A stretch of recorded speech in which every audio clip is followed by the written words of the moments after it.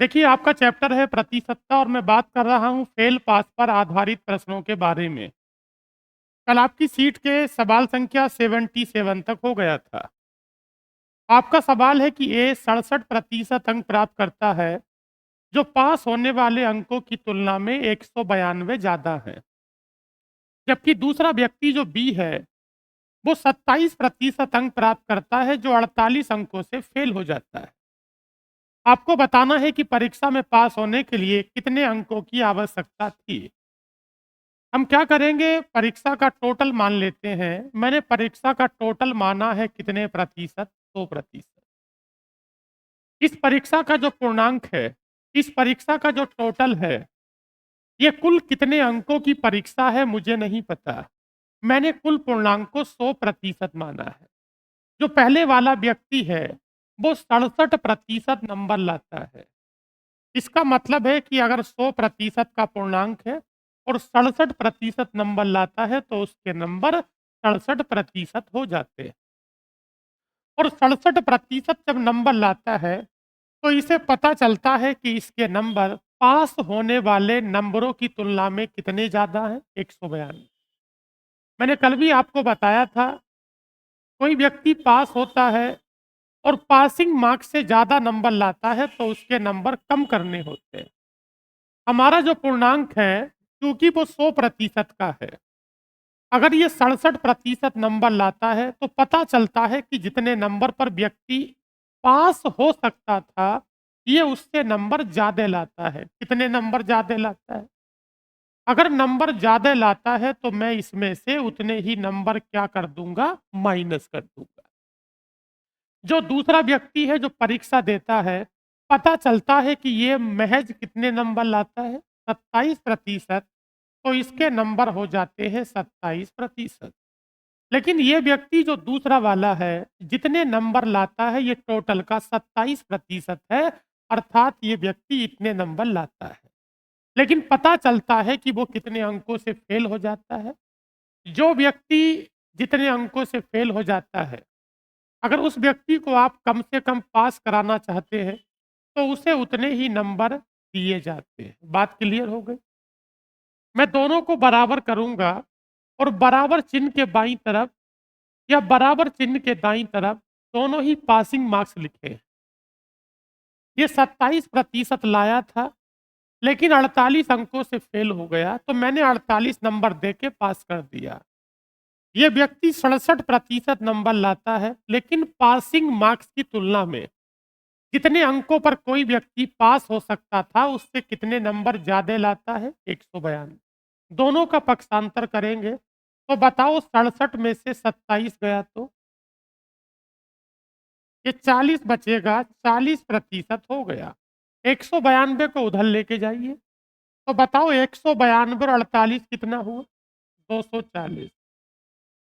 जब 40% का मान 240, तो 1% का मान 6। इस प्रश्न की किसी भी बात को हल करने के लिए हमारे पास 1% का मान 6 हो गया।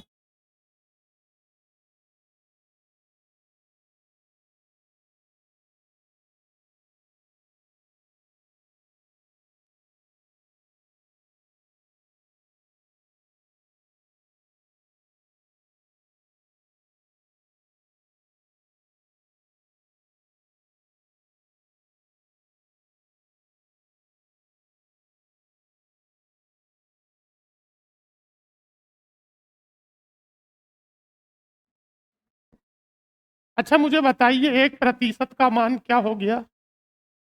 1% का मान 6 हो गया। अब जब 1% का मान 6 हो गया, तो यहाँ से आगे आपसे 2 बातें पूछी जा सकती हैं। अगर वो ये पूछे कि परीक्षा का पूर्णांक कितना है, तो अगर वो परीक्षा का पूर्णांक पूछे, तो वो 100% का मान पूछेगा। आप मुझे बताओ कि 1% का मान 6 है, तो बताओ 100% का मान 600। एक सवाल तो ये हो गया। लेकिन उसने केवल इतना पूछा है कि कोई व्यक्ति कम से कम कितने नंबर लाए कि वो पास हो जाए। आपको पता है ये वाले जो नंबर हैं, ये भी पासिंग मार्क्स है, और ये वाले जो नंबर हैं, ये भी पासिंग मार्क्स है। आप कहीं भी लगा सकते हैं। तो यहाँ लगा दो 27% का मतलब। अच्छा बताओ 1% का मान कितना है? 6। तो 27% का मतलब 27 गुणा 6 और प्लस कितना होगा? 48। अच्छा 27 छक्का कितना हुआ? अरे 6 सत्ते 42, 162 हो गया। 6 सत्ते 42 और 6 दूनी 12 और 4 16 और प्लस कितना होगा? 48। 162 में 48 को जोड़ा तो 200। तो केवल इतना पूछ रहा है कि व्यक्ति कितने अंकों में पास हो सकता है, तो हमें पासिंग मार्क्स निकालने। क्या आपका प्रश्न क्लियर हो गया? अगला प्रश्न देखेंगे हम लोग। राजीव एक परीक्षा में 20% अंक लाता है, 25 अंकों से फेल हो जाता है। मैंने परीक्षा का टोटल माना है 100%। इस परीक्षा का टोटल माना है 100%। एक बात मुझे बताइए, 20% नंबर लाता है तो 20% ले आया, हमने 20 लिख दिया। 20% ला के पता चलता है कि वो कितने अंकों से फेल हो गया। जो व्यक्ति जितने अंकों से फेल होता है, उसे पास होने के लिए उतने ही नंबर दिए जाते हैं। 20% लाता है और पता चलता है कि 25 अंकों से फेल हो गया, तो मैं 25 जोड़ दूंगा, ये पास हो जाता है। जो दूसरा व्यक्ति है, वो टोटल का 50% लाता है और 50% ला के पता चलता है कि मेरे नंबर पासिंग मार्क्स की तुलना में ज्यादा है। कितने ज्यादा है? जितने ज्यादा है उतने कम करिए और जितने कम है उतने ज्यादा करिए। अब दोनों ही तरफ पासिंग मार्क्स लिखे हैं, मैं दोनों को बराबर करता हूं। मैं थोड़ा सा हल करता हूं तो 20 उधर जाएगा। जब 50% में से 20% घट गया तो कितना बचा? 30%। इस 50 में से 20 को घटाया, प्रतिशत वालों को एक साथ और वास्तविक मानों को एक साथ। 50 में से 20 को घटाया तो 30। अच्छा मुझे बताओ 25 और 20 जुड़ के कितना हुआ? ये हो जाता है 45।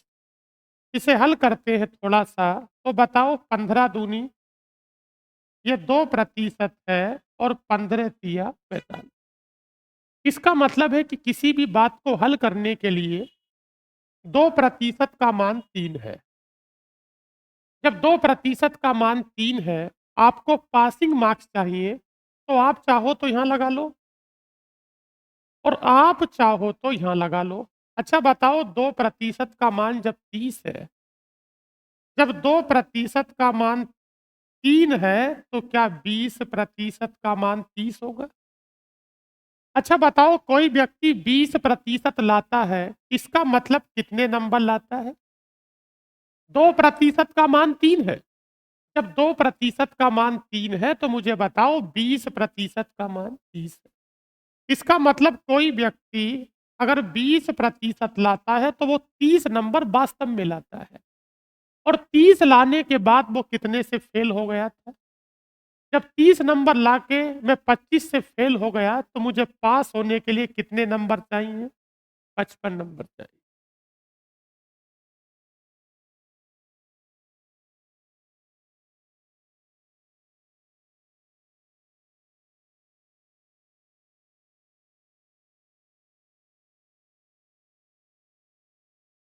अगला प्रश्न देखेंगे साहब।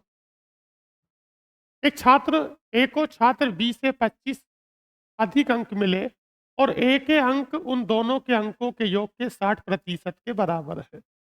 अच्छा सवाल में कहा जाता है कि अलग तरह के सवाल शुरू हो गए हैं।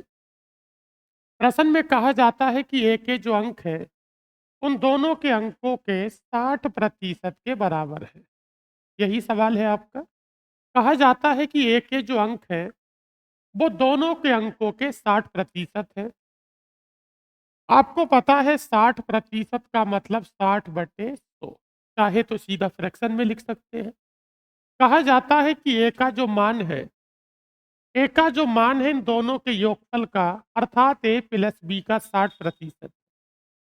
जब 60% है तो बताइए 20 तिया 60 और थोड़ा सा हल करते हैं तो 20 पंजे 100। इस बात का मतलब हो जाता है कि ए अपॉन ए प्लस बी ए अपॉन ए प्लस बी बराबर यहाँ पर कितना होगा 3 और ये कितना होगा 5। एक बात जरा मुझे बताइए, इन दोनों का मान मिलाकर कितना है 5 और उस अकेले का मान कितना है 3। जब दोनों का मान मिला के 5 है और उस अकेले का मान 3 है, इसका मतलब है जो आपके पास ए अनुपात बी होगा। जरा बताओ ए का मान कितना है 3 है। जब ए का मान 3 है और दोनों का मान 5 है तो क्या दूसरे का मान 2 हो जाएगा? इसका मतलब है कि इसके नंबर कम से कम 3 है और इसके नंबर कम से कम 2 है। बताओ 3 और 2 का अंतर दिया कितना है? 1। और जिसे 1 बता रहे हैं, जरा बताओ ए के नंबर बी से कितने ज़्यादा हैं?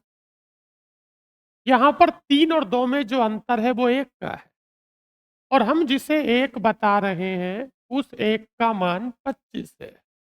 जब 1 का मान 25 है तो बताओ ये 25 तिया कितना होगा 75 और ये 25 दूनी कितना होगा 50।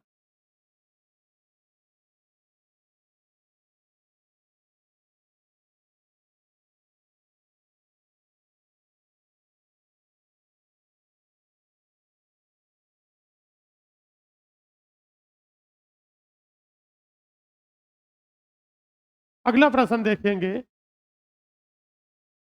किसी परीक्षा में ए ने बी से 20% अधिक अंक प्राप्त किए और बी ने सी से 10% अधिक अंक प्राप्त किए। यदि ए को इस परीक्षा में 660 अंक प्राप्त किए हों तो बताओ सी ने कितने प्राप्त किए थे? अच्छा बताओ ए ने किससे ज़्यादा प्राप्त किए? बी से। इसका मतलब ए का मान किस पर डिपेंड है? बी पर। और बताओ बी का मान किस पर डिपेंड है? सी पर। तो मैं सवाल की जो स्टार्टिंग करूंगा वो सी से करूंगा।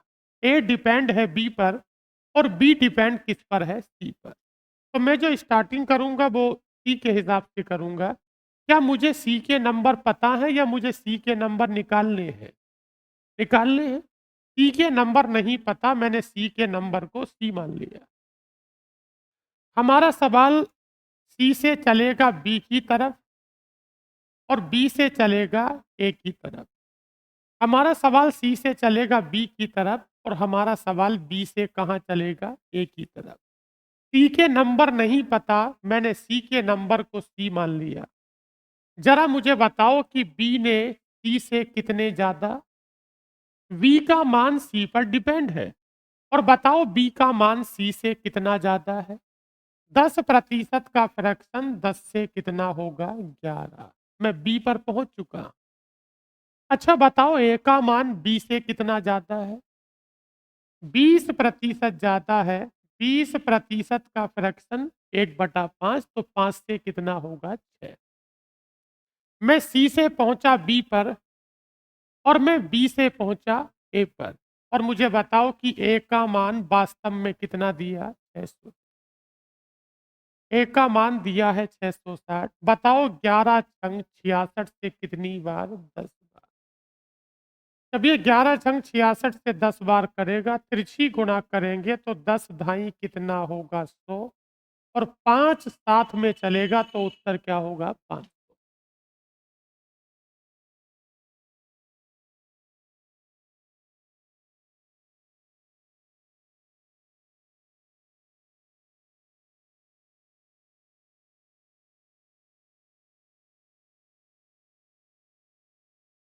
अगला प्रश्न देखेंगे। अच्छा बताओ एक परीक्षा में पी ने क्यू से और क्यू ने आर से और आर ने किससे? एस से। अच्छा बताओ पी किस पर डिपेंड है? क्यू पर। पी डिपेंड है क्यू पर और क्यू डिपेंड किस पर है? आर पर। और आर डिपेंड किस पर है? एस पर। तो सवाल जो चलेगा वो एस से, हमारा जो आधार है वो एस से। हम एस से जाएंगे आर की तरफ, आर से जाएंगे क्यू की तरफ और क्यू से कहाँ जाएंगे? पी की तरफ। सवाल में क्या दिया क्या पूछा ये बात की चीज है। अगर एस दिया होता या पी पूछा होता या पी दिया है और एस पूछा है, लेकिन हमें सवाल की शुरुआत एस से ही करनी होगी क्योंकि एस पर डिपेंड कौन है आर, और आर पर डिपेंड कौन है क्यू, और क्यू पर डिपेंड कौन है पी। इस एस का मान नहीं पता, मैंने एस का मान एस मान लिया। सवाल में कहा जाता है बताओ आर का मान इस एस से कितना ज्यादा है। 25। 25% का फ्रैक्शन 1/4 होगा।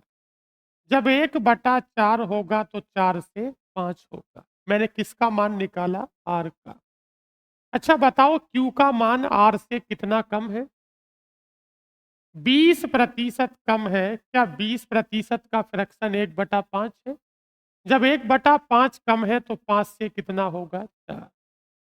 और बताओ पी का मान क्यू से कितना ज्यादा है? आपको पता है आप क्यू तक तो पहुंच गए ना। अब क्यू से किसका निकालेंगे? पी का। अच्छा बताओ पी का मान क्यू से 20% ज्यादा है। आपको पता है कि 20% का फ्रैक्शन 1/5, तो 5 से कितना हुआ? 6। मैं किस व्यक्ति के मान पर पहुंचा? पी के। और बताओ पी का मान वास्तव में कितना दिया है? 600। पी का मान वास्तव में कितना दिया है? 600। हम थोड़ी सी कैलकुलेशन करते हैं। 4 से 4 कटा, और 5 से 5 कटा, और 6 से कितनी बार? 2 बार। जब 5 से गुणा करेंगे तो बताइए कि आपके पास जो एस है, एस का मान कितना होगा? 5।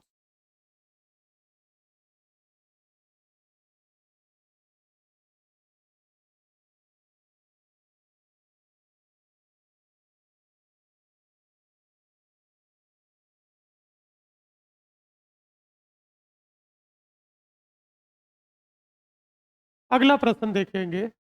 एक परीक्षा में जिसका पूर्णांक 500 था, ए को बी की तुलना में 25% ज्यादा, बी को सी की तुलना में, सी को डी की तुलना में। जी, ये वाला क्या निकालना है हमें?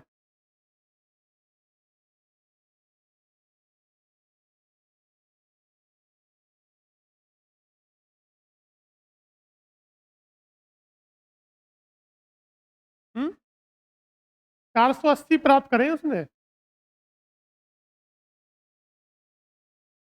हम्म यहाँ उसका प्राप्तांक 480 है, तो 6 से काट लो कितनी बार? 80 बार, और 8 पंजे 40, तो 400 हो जाएगा।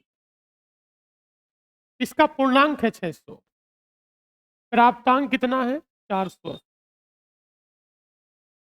अगला देखेंगे प्रश्न। अच्छा बताओ ए का मान किस पर डिपेंड है? बी पर। और बी का मान किस पर डिपेंड है? सी पर। और सी का मान किस पर डिपेंड है? डी पर। मुझे सवाल की शुरुआत डी से करनी होगी। मैं डी से मान निकालूंगा सी का, सी से मान निकालूंगा बी का, और बी से मान किसका निकालेंगे? ए का। एक परीक्षा जिसका पूर्णांक 500 था, ए को बी की तुलना में 25% अधिक अंक प्राप्त हुए, बी को सी की तुलना में 60% अधिक प्राप्त हुए, और सी को डी की तुलना में इतने कम प्राप्त हुए। सवाल में कहा जाता है ए को कितने प्रतिशत मिले हो? 80। आपको मान किसका बताना है? डी का। हमें डी का मान बताना है। डी का मान नहीं पता, मैंने डी मान लिया। अच्छा बताओ सी का मान डी के मान से कितना कम है? सी का जो मान है, सी किस पर डिपेंड है? डी पर। और सी का जो मान है वो डी से 20% कम है। 20% का फ्रैक्शन 1/5। जब 1/5 की कमी करेंगे तो 5 से कितना होगा? 4। और बताओ बी डिपेंड किस पर है? सी पर। और बताओ बी का मान सी से कितना ज्यादा है? आपको पता है कि 60% का फ्रैक्शन होता है 3/5, क्योंकि ज्यादा है। 60% का फ्रैक्शन 3/5 होगा, क्योंकि 3/5 ज्यादा है, तो 5 से कितना होगा? 8। अब मुझे एक बात बताओ, ए का मान बी से कितना ज्यादा है? 25। जब 25% ज्यादा है तो 25% का फ्रैक्शन 1/4। जब 1/4 जाता है तो 4 से कितना है? 5। अब मुझे अल्टीमेटली सवाल का उत्तर प्रतिशत में ही देना है, तो बताओ ए को कितने प्रतिशत नंबर मिले? यहीं पर 80 लगा दो सीधा। इस 500 का यूज़ नहीं करूँगा, मैं वास्तविक मानों की तरफ नहीं जा रहा।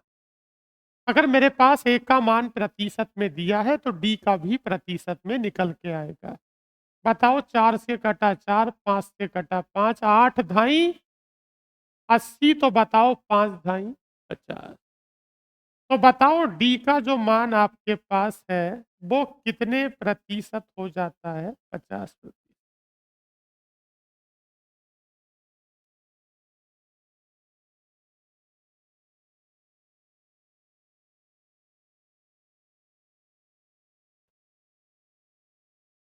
अगला देखिए क्या है? क्या मुझे फिर से रिपीट करना है या आप समझ पा रहे हैं? देखिए अगला प्रश्न है कि एक परीक्षा में पी ने क्यू से 40 अंक अधिक प्राप्त किए। यदि क्यू ने पी से 10% कम प्राप्त किए, किसने? अच्छा एक बात मुझे बताइए, मैं दोनों के मध्य अनुपात बनाता हूँ। मैं दोनों के मध्य अनुपात बनाता हूँ, कहा जाता है कि क्यू ने पी से कितने प्रतिशत? 10% का फ्रैक्शन 1/10 होगा। जब 1/10 कम कहता है तो इसका मान 10 होगा, तो इसका मान 9 होगा। 10% कम कहता है, 1/10 की कमी कहता है, इसका मान 10 होगा, तो इसका मान 9 होगा। इसे 10 नंबर मिलते हैं, इसे 9 मिलते हैं, तो बताओ एक दूसरे से कितना कम या ज़्यादा मिलते हैं? 1। और यहाँ पर कितने ज़्यादा मिलते हैं? 40। 1 का मान कितना है? 40। आपको किसके बताने हैं? क्यू के। बताओ क्यू का मान कितना है? 9। जब 1 का मान 40 है, तो 9 वाले का मान 9 गुणा 40। बताओ 9 चौक 36 कितना होगा? 360। ठीक हो गया?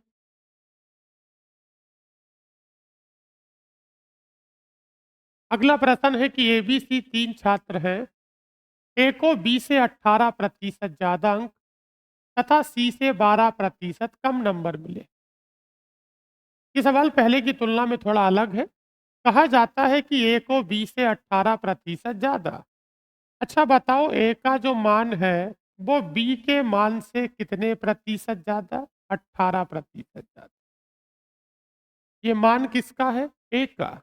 और कहा जाता है कि ए का जो मान है, वो बी से 18% ज़्यादा है।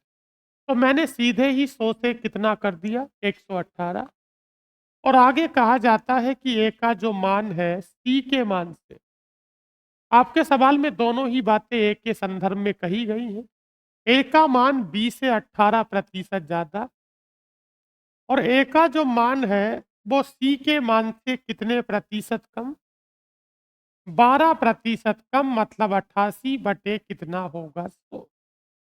ठीक हो गया? ए का मान बी से 18% ज़्यादा हो गया और ए का मान सी से 12% कम हो गया। मैं ए के दोनों मानों को बराबर करता हूँ। ये मान किसका है? ए का। और ये मान किसका है? ए का। दोनों को बराबर कर दें। जब दोनों को बराबर करेंगे, तो बी गुणा 118/100 बराबर सी गुणा 88/100। या तो अनुपात बना लो या सीधा मान लगा दो। अच्छा बताओ मान दिया कितना है? ये मान है किसका? वी का। वी का मान कितना दिया? अरे भाई 100 से क्या कटा? 100। ये दोनों में अनुपात हो जाता है बी और सी में। एक काम कर लें, बी का मान लगा दें। बी का मान है कितना? 220 गुणा 118 बराबर सी गुणा कितना होगा? 88। इसे हल कर लो थोड़ा सा, कैलकुलेशन कर लेंगे। 100 295।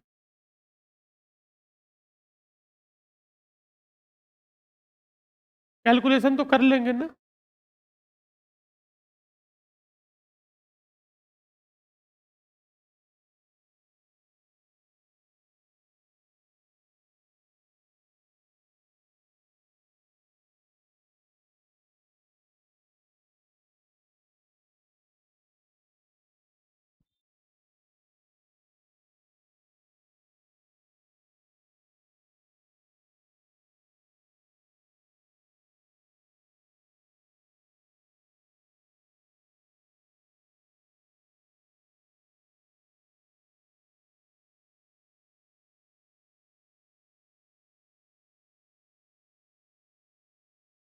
हेलो।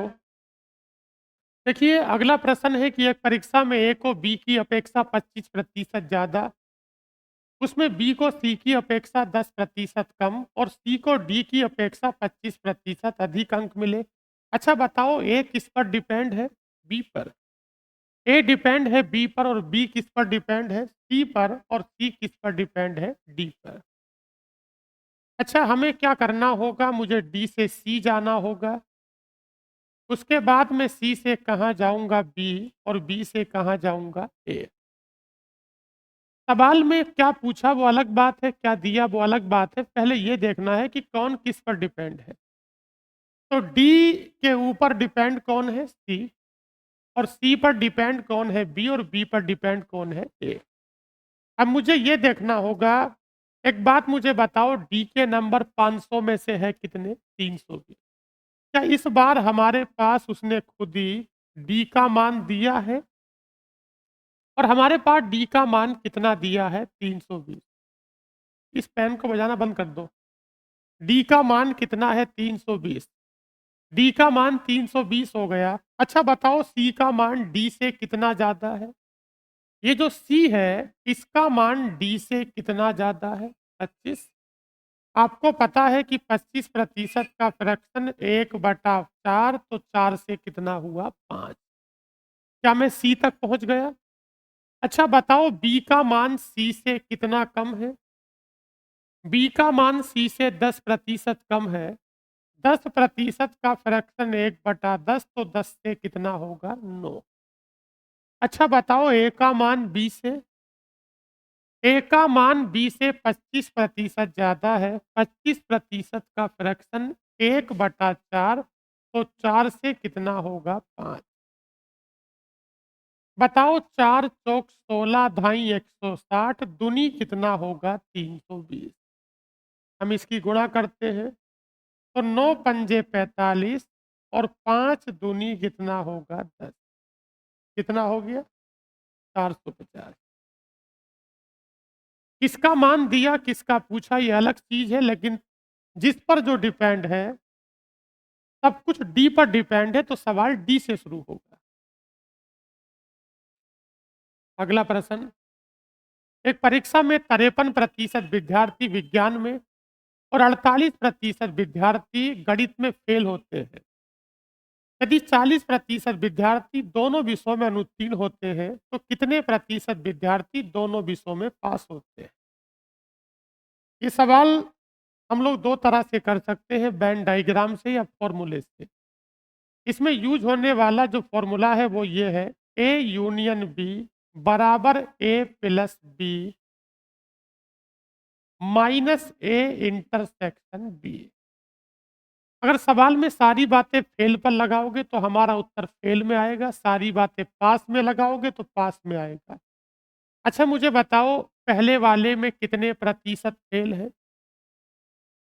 पहले वाले विषय में 53% फेल है। अच्छा, दूसरे में कितने फेल है?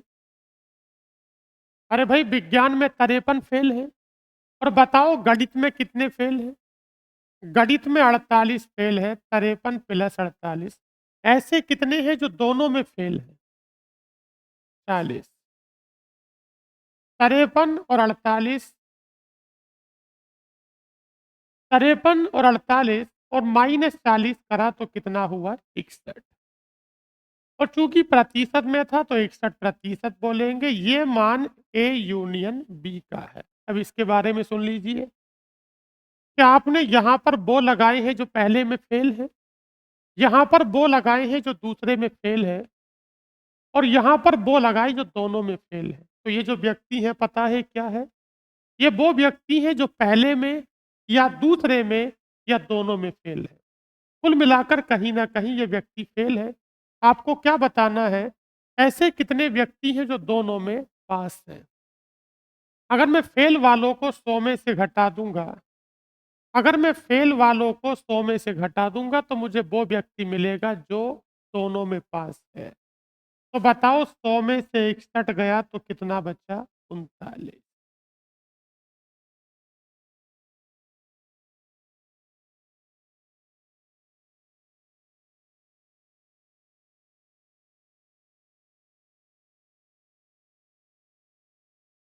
अगला प्रश्न देखिए क्या है।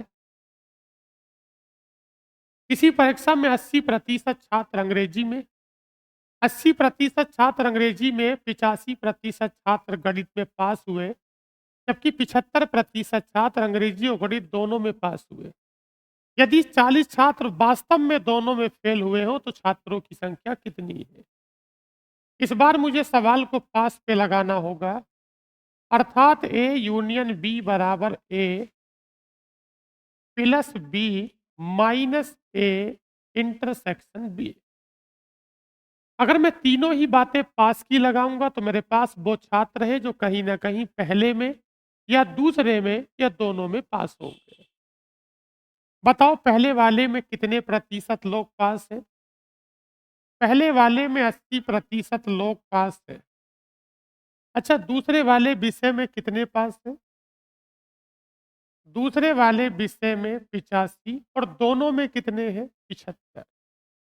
मैं उन छात्रों की संख्या निकाल रहा हूं जो पहले में या दूसरे में या दोनों में पास होंगे। कितना हो गया? इसका मतलब है कि ए यूनियन बी बराबर कितना हुआ? 90।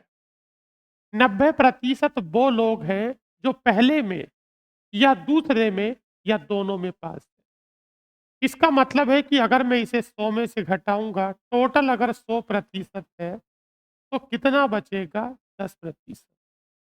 इसका मतलब 10% व्यक्ति वो है जो दोनों में फेल है।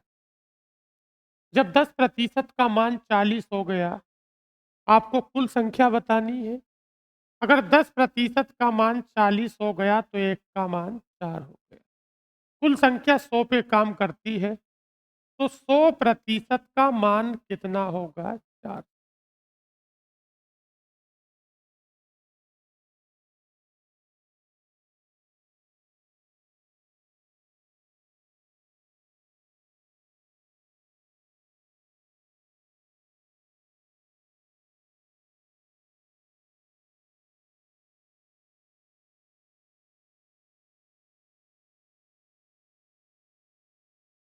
अगला प्रश्न देखेंगे।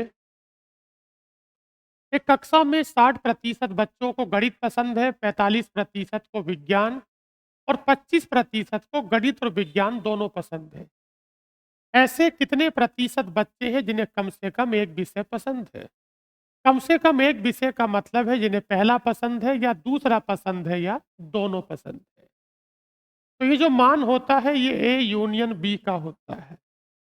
ए यूनियन बी बराबर A plus B minus A intersection B.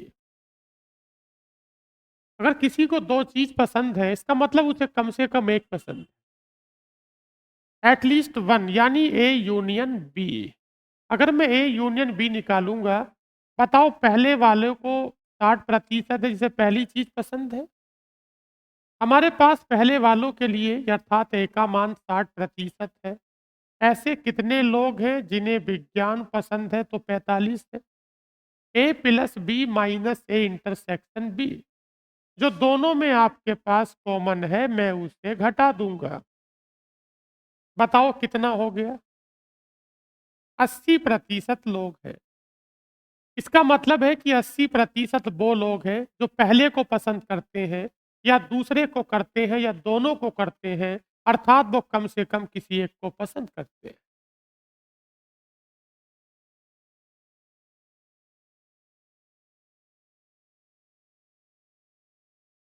ठीक हो गया। अगला प्रश्न देखेंगे। एक प्रतियोगी परीक्षा में 250 छात्रों ने पंजीकरण कराया।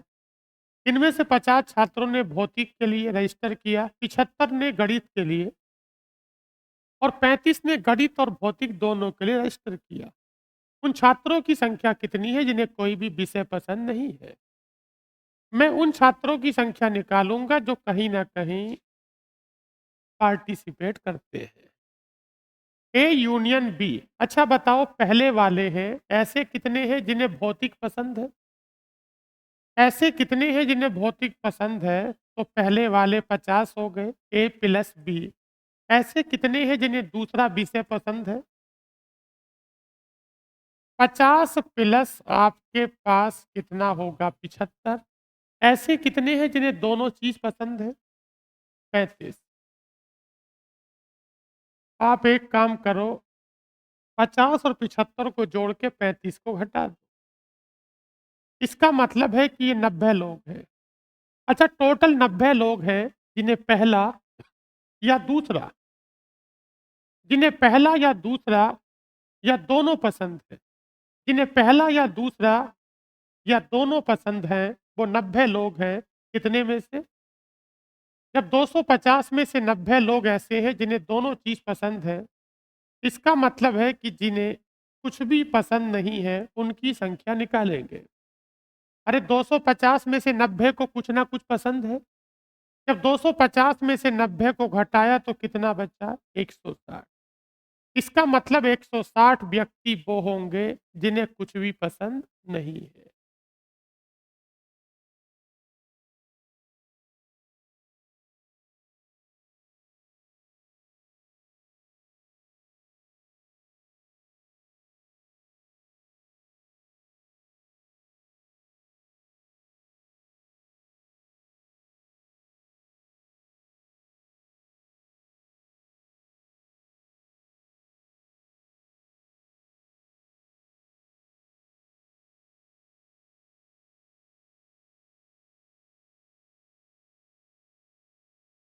अगला प्रश्न देखेंगे। किसी समूह में 15 व्यक्ति हैं, जिनमें से 7 फ्रेंच पढ़ सकते हैं, 8 अंग्रेजी, जबकि 3 इन दोनों भाषाओं को भी जबकि 3 इन दोनों भाषाओं में से कोई भी भाषा नहीं पढ़ सकते। कितने व्यक्ति यथार्थ एक भाषा पढ़ सकते हैं? अच्छा, मुझे बताओ टोटल व्यक्ति हैं कितने? 15। टोटल व्यक्ति 15 हैं। 15 में से ऐसे कितने व्यक्ति हैं जो किसी भी प्रकार की भाषा को नहीं पढ़ सकते? मैं उन लोगों पर सवाल लगाऊंगा जो कुछ ना कुछ पढ़ना जानते हैं, अर्थात A union B. A union B बराबर A plus B minus A intersection B. मेरा टारगेट इस सवाल में इंटरसेक्शन को निकालने का है। आपको पता है कि 15 व्यक्ति में से 3 कुछ नहीं पढ़ते। जब 15 व्यक्तियों में से 3 कुछ नहीं पढ़ते, तो इसका मतलब है कि 12 जो व्यक्ति हैं, 15 में से 3 कुछ नहीं पढ़ते, इसका मतलब 12 व्यक्ति वो हैं जो कोई ना कोई भाषा पढ़ते।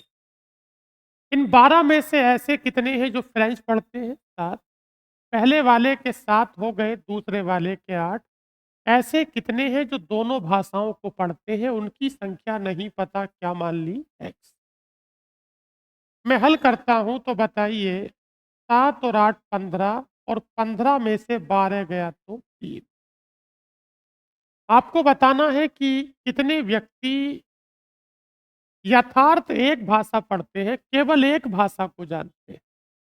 एक बात मुझे बताइए, थोड़ा ऐसे समझा देता हूं। एक बात मुझे बताओ, पहले वाली भाषा को जानने वाले कितने हैं? 7। ये जो पूरा फ्रेंच वाला गोला है, 7 से भरा जाएगा। और जो दूसरी वाली भाषा को जानने वाले हैं, वो कितने हैं? 8। जब कभी भी सवाल वेन डायग्राम से करते हैं, तो उस पार्ट को भरते हैं जो दोनों में इंटरसेक्ट करता है। तो बताओ दोनों को पढ़ने वाले लोग कितने हैं? 3। आप यहाँ पर 3 को भरेंगे। अच्छा बताओ टोटल कितना है? 7 है। जब 7 में से 3 भरा जा चुका है तो बचा कितना? 4। और 8 में से 3 भर चुके हैं। जब 8 में से 3 को भर चुके हैं तो बचा कितना? 5। इसने केवल यथार्थ एग्जैक्टली 1, इसने केवल एक को बोला है जो केवल एक को जानते हैं। आपको पता है जो चीज़ इंटरसेक्ट के बाहर होती है वो केवल वाली होती है। अगर मैं पूछूं कि बताओ केवल फ्रेंच वाले तो कितने होंगे? 4। और केवल अंग्रेजी वाले तो कितने? 5, और 5 और 4 9। एक बार प्रश्न को देखिए, समझ में नहीं आया मैं रिपीट कर दूंगा।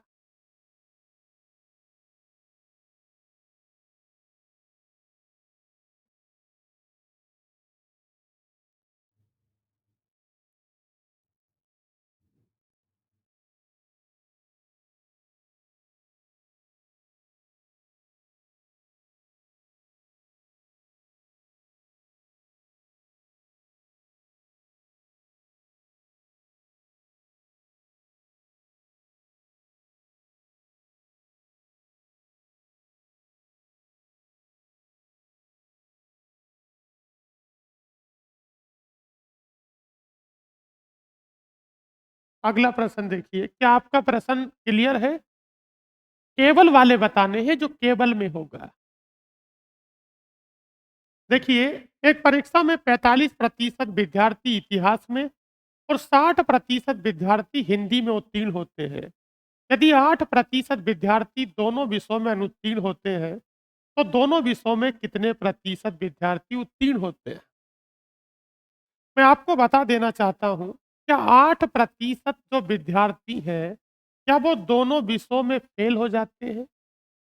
तो अगर मैं इसे 100 में से घटाता हूँ, मैं आपका पहले वहम दूर कर दूँ। अगर मैं 100 में से घटाऊँगा तो 92 मिलेगा। ये 92 क्या है भैया? 8% विद्यार्थी वो हैं जो दोनों में फेल हैं। जो दोनों में फेल है मैंने वो घटा दिए 100 में से। तो ये 92 क्या है, इसके बारे में क्या कहोगे? इतना बोल के काम नहीं चले।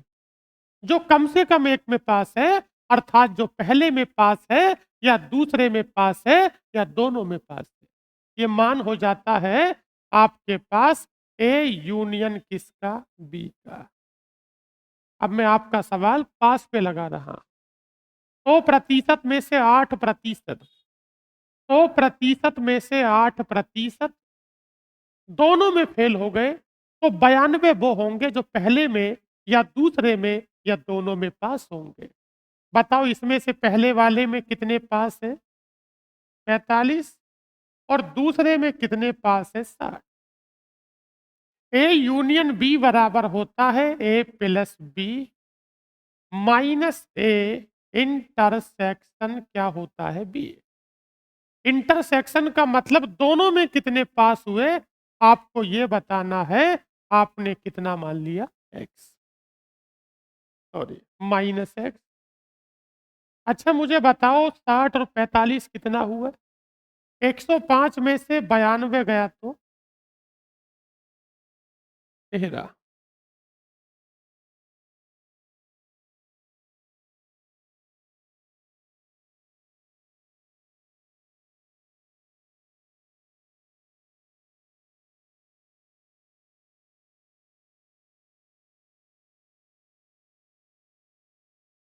अगला देखिए क्या है।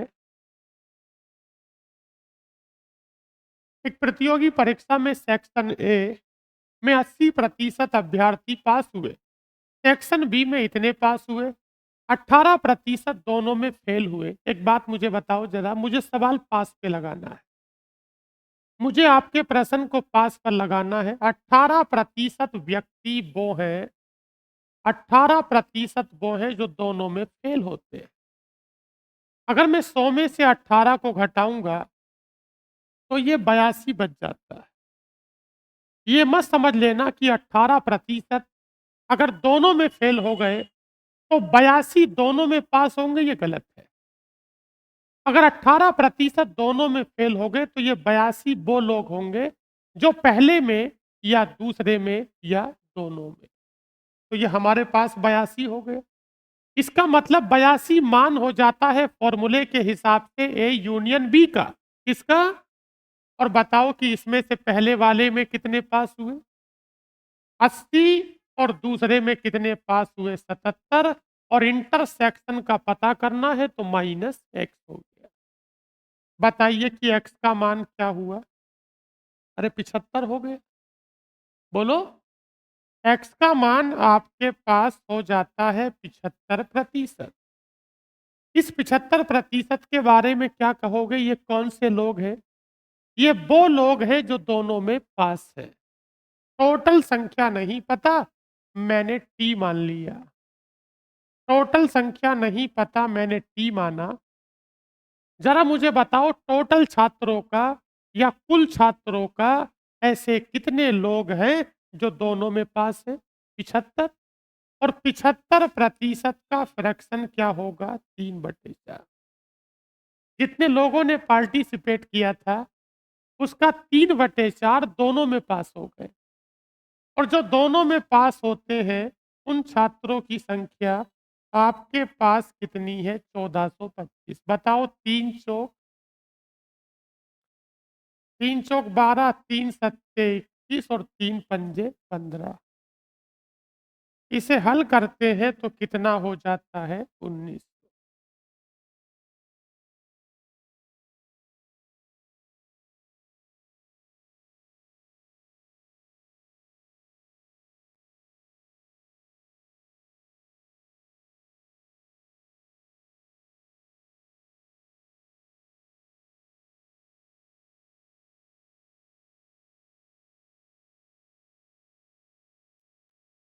अगला देखेंगे।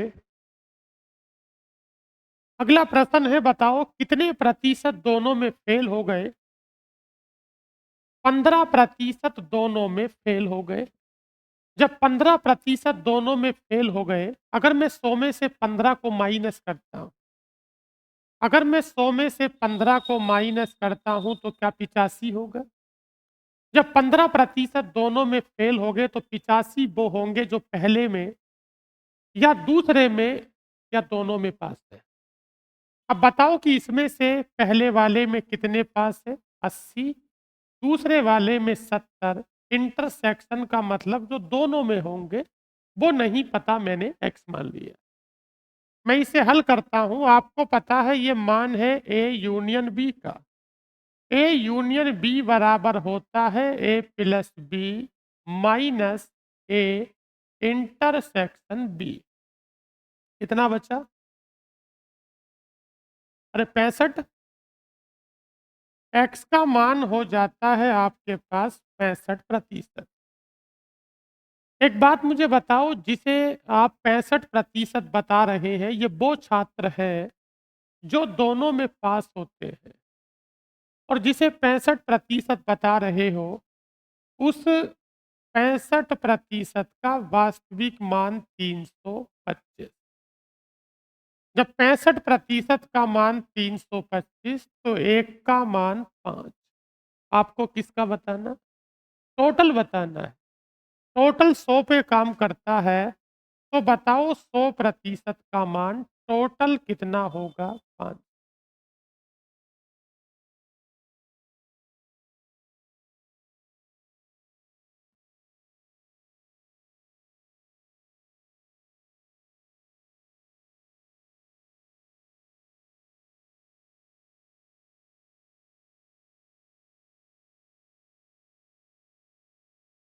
अगला प्रश्न देखेंगे कि किसी छात्रावास में 300 छात्र हैं। इनमें से 80% छात्र पहला खेल खेलते हैं, 44% दूसरा खेलते हैं।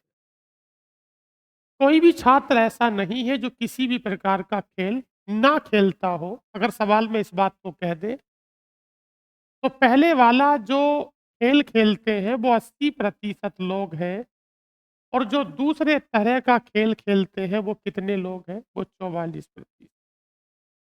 इन दोनों को जोड़ दो। कोई भी व्यक्ति ऐसा नहीं है जो किसी प्रकार का खेल ना खेलता। तो 80% और 44% को जोड़ा तो कितना हुआ? 124। तो ये 100 से जितना ऊपर होता है, और ये 100 से जितना ऊपर होता है, ये वह व्यक्ति होते हैं जो दोनों प्रकार की चीज़ों को पार्टिसिपेट करते हैं। इसका मतलब है कि जो ए इंटरसेक्शन बी होगा वो सीधा कितना होगा? 24%। क्या बताना है? अच्छा, छात्र हैं कितने? 300। इस 300 का कितने प्रतिशत लोग हैं जो दोनों प्रकार की चीज़ों में हिस्सेदारी करते हैं? तो 300 गुणा 24 बटे कितना होगा? 100। बताओ, 24 दिया 72। आपने अपनी शादी में 100 लोगों को कार्ड दिया। आपने अपनी शादी में 100 लोगों को कार्ड दिया। आपकी शादी में 100 लोग गए। आपको पता चला 80 लोगों ने नाश्ता किया है, 44 लोगों ने खाना खाया है। इसका मतलब है कि 24 लोगों ने नाश्ता भी किया है और खाना भी खाया है। बात क्लियर हो गई? एक और प्रश्न देखिए। अच्छा, मुझे बताओ, किसी कक्षा के 72% छात्रों ने जीव विज्ञान लिया। जो पहले वाले हैं वो आपके पास 72% है, और जो दूसरे वाले हैं वो कितने हैं? 44%। दोनों को जोड़ा तो 116। अच्छा मुझे बताओ कि 116% है, इस 116 का जो मान है वो 100 से कितना ऊपर है? इसका मतलब है कि वो जो 16% लोग हैं, ये वो लोग हैं जो दोनों जगह पार्टिसिपेट करते हैं। क्या आपको मेरी बात समझ में आ रही है? अगर दोनों को जोड़ता हूं तो ये 100 से ऊपर चला जाता है। जितना ऊपर जाता है ये वह व्यक्ति होते हैं जो दोनों चीजों में हिस्सेदारी रखते हैं। हमें टोटल संख्या नहीं पता, मैंने टोटल को टी माना, और टोटल का 16% वह लोग हैं जो दोनों जगह हिस्सेदारी करते हैं। और उनकी संख्या आपके पास है कितनी? 40। इसे हल करेंगे। जब इसे हल करेंगे तो टोटल का मान, अरे बोलो, ठीक हो गया 250। तो ठीक है, आज के लिए इतना ही रखते हैं। धन्यवाद, बाकी बातें कल होंगी।